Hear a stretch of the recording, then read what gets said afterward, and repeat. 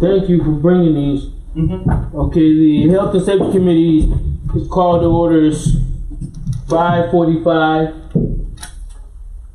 Councilor Austin. Present. Councilor Gaddison is absent. Councilor Martin. Present. And we have nobody from, I'm sorry, From him. Chief Saliga is here. Yes, and Fire department. we're gonna get Salika first. Did you talk to Michael Smedley? I sent him an email. Why didn't I get a response? He usually is very responsive, so You didn't call him? I did not call him. No. Okay. We're gonna go straight to Mike Salika. Okay, come on, Mike. You don't have to, the committee, you don't have to amend the agenda, just let it ride. Right. Okay. Okay. Go ahead, Mike. Today, you just received this piece of legislation that we would like to change. It's more of an update of a current piece that's on the books. We've found that there's some loopholes in it. To the best of our knowledge, this ordinance has been on the books since the 70s. So we felt that we were within the rights with inflation and everything to raise the fire prevention fees a little bit, as well as just tighten up some of the language that's in it to include, so that we can collect per address now instead of per building. The reason being is you got a building across the street that has 10 different businesses, but it's all in one building. Well, technically they only have to pay one fee for one fire prevention license to incorporate the whole building instead of each individual business.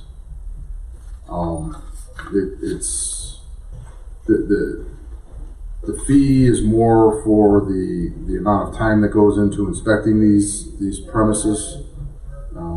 It's been there for, like I said, since the 70s, to the best of our knowledge. And that's really about it on it. Well, I'm looking just because we just got it. I'm looking at in section 1501.17 is $50, and the amendment would change it to $100. Yes, sir. Okay. Austin, you got any questions on it? I'm a property owner. I don't want to keep on, every time I turn around, somebody will come and raise the fees on something. Are you a business owner? I am. Okay. I am. So there are some exceptional concerns with persistent fee raising without, how can I say it, exceptional benefits to persons that are going to receive the additional cost. This goes towards our administration fees, and I mean, it's not like it doesn't cost us anything next door for all the paper and everything that we have to go through, the education to get inspectors. Not any one individual can go out and do a fire prevention inspection. It has to be a licensed individual for a couple $1,000s per class. Okay. I'm learning, so Yes, sir. if there is some opportunity to, further expand that, and you said per address. So if there's a tenement up the hill that has 50 apartments in it, so that would increase that owner's. Is that how that works? If it's all under one address with different suite numbers, it's one license. Okay. But you're increasing it from $50 to $100 per building in the city, right? Per address, yes. Per address. So, like for an example, we have, let's just say you have an apartment building and one side of it is 1849. Right. The other side is 1851. Right. That's $200 permits because it's two separate addresses. Right. And the building of all the additional costs associated with the administration of the efforts that we need, and back to back get more and more cumbersome. Say for the occupancy permit, $10 to $100 for across the city. That was great. And now the fire prevention fee, which I don't know how the collection or the execution of what we already have is coming. Are we collecting from what we already have, and if the collection will increase to represent what they're already responsible for, would that cover the cost of what the increase would make in the event that if we only got 50 people paying, supposed to be 1,000 people paying? You see how much money we're looking at? I can only go on what our occupied structures are and what we collect. Okay. And true enough, if every one of these businesses was occupied in this city, it'd be a totally different story. It would maybe go up a little bit, you know, as opposed to what it's going up now. But the truth of the matter is we have a lot of buildings that are sitting vacant, and the fire department doesn't collect to go out and do the inspection, because we still have to do an inspection even though it's sitting vacant. So the truth of the matter, and good, bad, or ugly, you know, we gotta. I'm not in the business to lose. We've lost all these years, and we're trying to build a better department. And short of tax levies, which I don't know if we'd ever be able to pass, this is what our avenue of choice is at this point. I mean, So you feel comfortable with this, Salika? I do feel confident. You know, and there's been a lot of grumblings. You know, and again, I was in court. This is what brought this up, because there was some loopholes found, and administratively. Tell me what the loopholes are. Tell us that. Basically, everything that's been changed was found to be a loophole. Where instead of paying per business and per address, it was one fee for one building. You know, so the per address is the key piece in terms of. That's the key piece. Okay. You know, you have huge apartment complexes with 3 buildings and 17 addresses, and they're paying $150. Well, it takes us 8 hours to inspect that, minimum, and then you have to go back for re-inspections. Now we can also look at, okay, you know, if this is going to be a problem, then we'll stick it $50, but every time we have to go back and re-inspect, somebody's going to have to pay, and that's not going to be received real well either. So we figured we would just make it one flat rate still for everybody, and eat what we have to eat. So what do you think, Well, I'm a real simple person, and oftentimes the re-inspection is because there's been a violation of a standard. That's why you have to go back. And if you violate a standard, oftentimes a person will be willing to pay. You know, I know I need this. First time y'all came is this much. The second time y'all came is this much. And just like I read something where you don't pay can be up to $1,000. Wow, that's a lot of money. So I think sometimes the execution piece is where we lack. We can't, you know, continue not to execute the standard or enforce the standard, I should say. We do a little bit better on the enforcement side, not necessarily from the fire, but the other folks that are responsible for actually the enforcement arm do better. I think that, you know, some of the woes that we have won't be so heavy to overcome. I can tell you that going to court, I mean, we're losing money. I'll just put it to you that way. Bottom line is we're losing money. I don't care. We've drug people to court. I've had to bring guys in on overtime because they were the ones that wrote the ticket for, you know, we didn't recoup any of those funds. And we're not in the business to make money, but I'm not in the business to lose so badly that every time I have to go see the man behind me, he's like, "What do you want now?" You know, I mean, it's easy for the police. They write a ticket, or even the building department. They write a ticket, but unfortunately, with our stuff, there's not many tickets that we can write. For one, for two, you're right. Some of these people, oh, it's only $50. Well, I'll pay the $50 for not having an extinguisher, and we'll move on. Well, then you go back. Hey, I could show you records. 10 years, we go back for the same violations, over and over and over. And this is one. Honestly, this is part of it is because we are a busy department, and it's difficult for our guys to get back in the 30-day period to do the reinspection, and then you fall into another loop because we don't have that designated fire prevention officer, which these funds would help to offset the cost to put one in. So One guy that works 40 hours or 32 hours a week, and that's all he does is do fire inspections and rate violations. Does it say that somewhere in here? Some other? No, that's a whole different thing. But all these funds would go to offset the cost that it would cost for what we've already been doing for the last 40 years, 50 years, at a rate of $50. Okay. Can you do me a favor? Yes. If you would be so kind as to the way you communicated that, you need this action right here.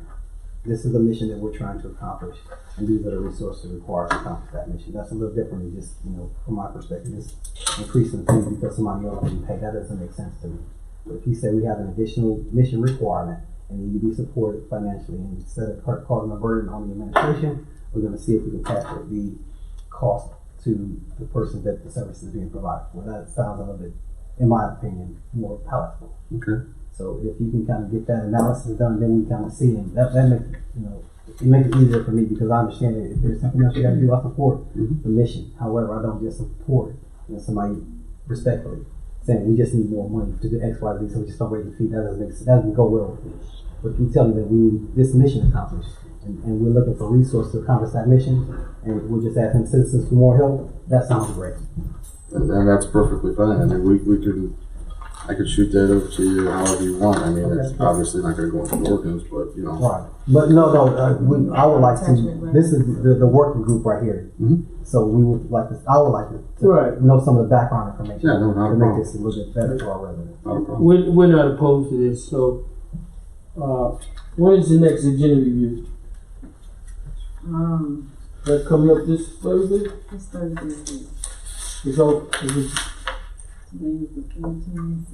Yeah. Thursday. So I don't know if you have the time, but I'm all right with it. I'll work what on you need it. I'll to try do and is work on come to agenda review for the other council people, and we'll You get it on. want like a letter or Yeah, attachment? yeah, and make sure you get it to her so she can get it to all of us, and then we'll vote on it. All right, but you can articulate it better than we can, and I'm with Austin. Just how you presented is key. All right. So and again, we're not trying to gouge people. I mean, it's something that hasn't been touched since 1970. yeah, well, I don't know. It's overdue. Okay. We got to tighten up. It's just like we tighten up all the other ordinances. Fire prevention hasn't been tightened up Since when now? I mean, a few things here and there over the course of my career, but this has been in since as far back as 1970. Wow. Well, that speaks to volumes. Okay. So Thursday will be agenda review. I won't be there. I know I won't be there because I got my thing I'm doing. But the other council people will be there. So be here to articulate it, and I'm with it. So and I also with it, I think too. Okay. Thank you. Moving forward? Yes. Moving forward, or just Yeah. committee till it's all Right. Moving forward. Yeah. Moving forward. Okay. I ain't say moving forward. I said leaving the committee till it's all done. Yeah. That's what kind of makes Well, sense. that's the Continue to perpetuate the rush and not have the background information. That's all I'm asking for. The background information, then we'll be good to go. So he'll discuss it again at Thursday, and that should be covered. Okay. If everything's fine, I'm on the record for it to go forward. Okay. All right. Hello, Michael. Councilman, How are you? Councilman Chair, how are you? Okay. Councilman You have a Carlson, copy how of are you? the special purpose grant. I don't have it. Okay. at my disposal. We don't need it. Here's where we. The mayor has a copy of it. Okay. I don't need to see No, it. you don't I'm need it. pretty familiar with it. I want to thank you for helping us about a year and a half ago when we tried to do it. Yeah. but we want to get it done. So that's why I insisted that you be here and the finance director, because we've got to sit down and spend this money. Sure. And I was looking through the documents, and I saw what Melron had. We tried to spend the money another way, but we can't. Right. Okay, so I can give you an update if you like. yes. Okay. So back Wait, hold on. Let the record reflect that Michael Smedley, Chief of Staff, is here to help us to move on the special purpose grant. I think it's special purpose grant 33. Okay, Mike. So special purpose grant is a grant that's from the 90s. We all know it was over $1 million. There's about $340,000 left. There were several iterations of proposals that were put out. The last one that was put out, I think, was back in. The respondents responded in February or March. We got 2 respondents. We wanted more to respond. And we're going to put it back out on the street again next week or whenever the posting cycle is in the paper. We got 2 respondents. We won't open up their responses until we are satisfied. They're going to have to respond again. We expect Newbridge to be another respondent, which is a Cleveland Foundation funded arts and adult training program that's ran in downtown Cleveland. Brother Smedley, can you slow down for a second? Can you tell us who the 2 respondents are at this point? I don't have them. Because I'm not a part of it. Dr. Guy? We can ask me. I didn't want to be a part of it. I don't even want to know who responded to it, because what happens is when they respond to a federally funded program, community development puts together a panel of people to evaluate it and score it, and then make recommendations to the mayor, and then the mayor look at the recommendations and make recommendations to council. So I didn't want to be touched by it at all. I didn't want the mayor to be touched by it at all. We didn't want to know who responded until we are ready to open the responses. We only know how many responses we had, which is 2. We would like for it to be more respondents. So how do you go about so that we're reposting? Let me know, because there might be some people in these. We'll send the posting to Dr. Guy if you like, and she can get it to you. Dr. Guy, make sure I get a copy. Yeah. People are asking. And then you can, and then like I said, once we get the responses, Melran Leach, the department head, puts together a panel of people to score it. Then they score it, and whatever the scores are, they make a recommendation to the mayor. Then the mayor makes a recommendation to council for council's approval. And then you can approve it based on any process that you like. Have the recommended respondent come in to talk to you before you vote on it. Have them come to a committee meeting, whatever the process that you desire. That's your prerogative. But we won't be able to open them. The mayor won't see them, won't even know who responded until after this next round has been sent out, and they all respond and they come back in. So, Mike, when you Cleveland Clinic didn't respond, I can tell you. They didn't. Right. The group that you and I had met with did not respond. No. Well, I talked with that lady, but it was a while back, and she was talking about something that they needed. But we're gonna just move on. The second issue with it is that SPG is under a computer system that is obsolete on the federal level. Pam Ashby, who's the local person that we deal with from HUD in downtown Cleveland, is working to find someone who knows how to access the system so that we could draw down those funds. And she's with HUD? She's with HUD, and she's working to help us figure out who we need to work with in order to be able to get access to a system that is no longer in use in order to draw down on those funds. So when do you anticipate you're going to go back out? So and whenever the next posting cycle is, it could be, because what it is, it goes into the Sunday paper and it stays in the paper for about a week. That's about right, isn't it? A week or 2 weeks? 2 weeks. But it starts on a Sunday, so it could be, if they get everything together, if it's the same thing, they may be ready now. And I don't know how much lead time you must give the plain dealer in order to do it. So I would say in a matter of 2 weeks, just to be safe. Okay. Well, that covers basically, I just wanted to say for the record that this is the proposal. It goes back to 1994. It was $2 million at that time. At that time, the mayor was Emmanuel Onawa. And so you said 94, how many years is that now? That's 26 years. 26 years. that the 340,000 been sitting there. And we did, in fairness to the administration, they did try to see if we could use the money another way, but because it's a federal grant, we can't. They told us, and I was able to track it down a year and a half ago through the help of Marshall Floyd's office. So now it's time for us to, with the help of Mike and the administration, to spend this money. It's basically, to make a long story short, I made a very concise training program for single mothers to enable them to become economically self-sufficient, going back to January of 1994. And in today's meaning, that is a job with livable wages over $15 an hour and above, that creates opportunity with an employer for advancement. And that's how the mayor views what those words mean. Okay. So tell Brandon that we're looking forward to what this. Let's get this done. Charles, you want to say something in reference to the grant? No. Okay. But I'd like to also say, if someone from council would like to be on the scoring committee, we'd be more than happy to have you. Well, I wouldn't mind, but if you do it in the day, I can't be because I work a full-time job during the day. So, Austin, you want to be on there? I will reserve that for Councilwoman Che Gaddison. All right. So we'll see, but just let us know. It may be able to get done in the evening if you would desire to be so. It's just reviewing the respondents, grading them based on a objective scoring process. You want to be on there, Dr. Guy? I've done the scoring. Okay, would you represent us? Yeah, that'd be fine. From council, Right. Let Dr. Guy. So Perfectly fine. All right.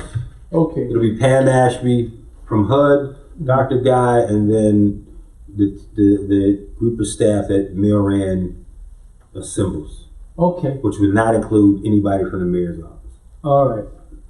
Okay. That was it. Thank you for coming. Thank you for having me. That's my agenda. Those are the two things. Mike, don't forget Thursday. All right. And I don't know if you have any problems. Okay. Thank you. Okay. All right. If there are not any questions or nothing, I'm going to adjourn health and safety. Did you want any public? Yeah, that's it. It's open to the public. Anybody want to speak on this? Okay. This is just regular. Yeah, this is remarks of the public. Right. What are we gonna do about the companies that have Euclid Avenue open that way we do? That's the Northeast Ohio School District. Yeah. It comes up at the meetings all the time. This, I mean, I'm you know, talking about the Chuckos. I mean, this is ridiculous. Euclid Avenue looks like that, and then your vehicle is getting tore up majorly. Well, yesterday, and I'm glad you brought it up. I was driving down Charles. You been down Charles, Mike Silica? Which section, Charles? From Euclid up to Terrace. I have not been. Okay, it's a big. You check it out. You get a chance, Austin. You know, it's going way down, and I said, "This is dangerous." Yeah, they had a water main break. Oh, that's what it so was. the water department was out there doing some work and stopping the water. I'm sure the sewer department. I haven't been out there since the actual activity going on Saturday. I went down there. That's when the water was rushing down the street, right? So I have to go back over there and see what the end state was once they did whatever to stop the water. No, we're talking about Euclid. I'm talking about Charles. Yeah, I thought about that. You're talking right here. You're talking about Euclid going down. Yeah, right here at Beersford, when you get in this lane, close to the curb, all the dirt that they put in those holes is gone. You know, I brought it up. You were there about what they call plates. Right. And I asked, I said, why? I was wish you catch Michael. I don't know why they don't put plates down. Right, and it's supposed to be. That's what you're supposed to do, but they're not putting the plates down. They're all over. With, you know, you're riding under the dirt and it's raining, so you don't know if there's really a hole. You can go through in a big hole. You heard me talk. I brought it up last week about it. Okay, so Irby, I'll address the administration about it. Okay, because they have not put any of those plates down. You ride through here too, Dr. Guy. You know, I've seen them do this stuff, Charles, and everywhere. Here they're not putting the plates down. And it maybe costs money or whatever, but they're not putting the plates down, so you don't know what you're riding over. So, matter of fact, they had a bad one up here in front of Heritage Middle School. I think the mayor had somebody put something in there. It was, you'd see water and you think, well, it's just a little hole, but that was a big hole. It's still there. It's still there, but they put some dirt in there. No, it's going down. Thank you. All right. Okay. So, if there's nothing else, we confirm that we're going to work on it. Oh, okay. Sorry. And this is another meeting coming up right after this one, finance meeting too.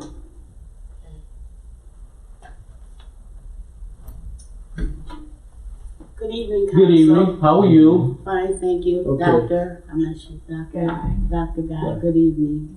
My name is Marilyn Doss. I was here at the council meeting, last week. What's your name again? Marilyn Doss. Doss, D-O-S-S? Yes, sir. Okay. So again, I'm here presenting these pictures at 1610 Elmar, and just wondering what I'm not sure, I don't know, but just wondering what the process is to have a cleanup day to get this particular rubbish and this area cleaned up and how to go about it. Yeah, you said And that. some You direction. said Delmore or? No, it's Elberon. Elberon. I gotta help you with your street, Miss Dawes. 1610 Yeah. Elberon, yes. Okay. Here. Yeah, I've seen these already. Have a building across the street. I'm trying to get a nonprofit started. I went to a NOAA, which I felt was a wonderful organization, a good place to Are they be. helping you? Well, because of the meeting and we had discussions pertaining to something else, it wasn't a good time to act supermarket and the census coming up in 2020. Wasn't a good time to bring it up. So knowing that this was health and safety tonight, I thought that I would, not understanding what, but health and safety right here. What can be done? What can I do? What kind of assistance we can get as far as trying to have a cleanup day and get up some of these tires and mattresses and different things that are thrown, the trees cut down. I understand we may not get this apartment building tore down this year, but if we could just get it cleaned up around there, I would appreciate that. Just clean up. Well, Ms. Doss, this is your second time here. It takes organization. We need to get with the administration, with the mayor. There's a couple of groups that do cleanups all the time. You know that the Rubicon, aren't they coming? Are they coming back? They have an annual cleanup. I don't think it's annual. Sorry, yeah. So they're not coming back? Not that I'm aware of. They already did the annual plan. Well, the mayor announced at the last meeting that they're going to start having cleanups. So number one thing you need to do, Mayor Doss, is we need to get with the mayor because he's got all the resources and stuff. Then maybe we can get Walter Milton. What's his name? Voices. Yeah, those are young men. So my suggestion, and if you need me to help, we can start with the mayor, and I'm willing to do my part, and I know Austin is too. So maybe we can plan to have a cleanup where the trucks are there, is well done. Get some trees. Hopefully within a month. So I'm going to count on you as a citizen to reach out to the mayor. Okay. He was here when you made your first presentation. Yes, he was. So then your conduit would be Dr. Guy. Okay. So you can start that tomorrow. Okay. All right. And then she'll let me know. Are there any neighbors in the area? Yes, I had a petition signed by the neighbors on Elberon. So they're willing to organize and help for whatever the cleanup day. Yes, if we can get a day, that would be lovely. So we'll start with that, and Dr. Guy can help connect you to the mayor because they're in communication on a regular basis. Okay. And what we want to do is plan a day, maybe on a Saturday, Yes. with the trucks in there. Rumpke can be there to pick up the stuff. The voices, all these groups to clean up because he announced that they're going to be doing cleanup. So the timing now is perfect. Okay. So it's a matter of organizing it well. So I'm counting on you to contact Dr. Guy and see what we can come up with. Okay. Okay? Thank you. Thank you. Those your grandkids? My foster children. Your you got foster children. Hello. Hi. Thank you. You're welcome. Before you leave. What- Yeah, he got a question for you. Yeah, I remember the council president said that she would contact either you or your twin sister, right? Yes, I sent her an email Right. Did y'all last week, but You didn't get a response? Yeah. I right. think it might be a good investment to call or text her, so she can actually follow through with the opportunity that she had with those two organizations. Okay. Save Our Son and Voice of My People. Yeah, because they do it on a regular basis, so we'll get with Milton here and give me your number, Ms. Dawes. The best number to reach you. Okay? What is it? I only have one. Give me a- 440 440 789 789 5870. 5870. Mm-hmm. Thank you. Thank you. Okay, Milton Dawes. So start on it tomorrow. I will. Okay, all right. And if you can get once we come up with the date and everything, we're gonna get some people on the Apple Round to help us do what we can do. Okay. We get we want to get bags and these groups. There's a group called Voices of what's this? Voices for My People. Voices for My People. Save Our Sons. Save Our Sons. And these are young men that we can get something accomplished. Okay. Okay. Thank you for coming out. Yes.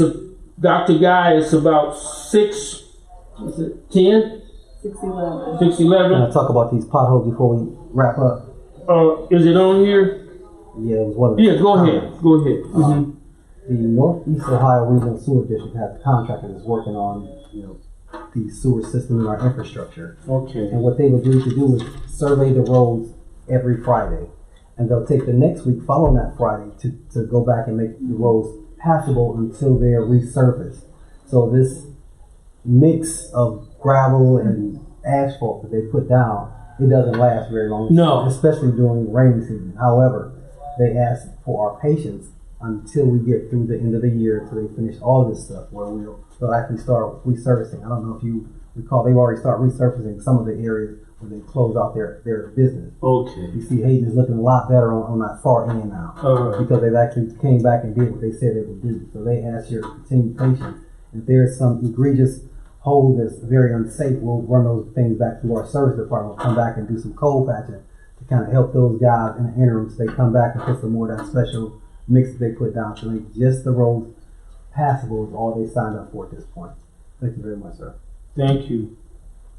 It's now, is that clock right? Cause That one. is that right? That's 6:20. What do you got? Right. There's a couple minutes back.